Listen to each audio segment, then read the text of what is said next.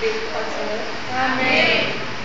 É que eu recebi um livramento que ontem no ensaio veio o pastor pregar aqui, aí ele falou que Deus estava me dando um livramento de morte. Aí ontem saiu eu, Baíba, Aline, Samuel, foi um aniversário. Aí na hora que a gente estava voltando, a gente foi assaltado. Aí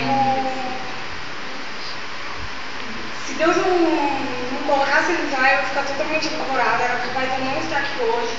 Graças a Deus eles estavam lá com nós, tenho certeza que Deus colocou eles lá.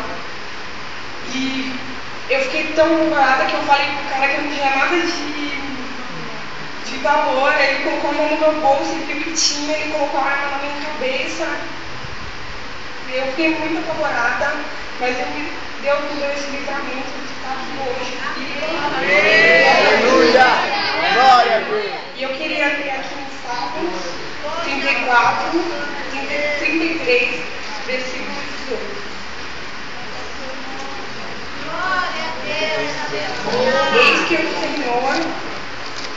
Eis que os olhos do Senhor estão sobre os que temem, sobre os que esperam na sua misericórdia, para lhes livrar as armas da morte e para os conservar vivos na fome. Eu agradeço. Amém.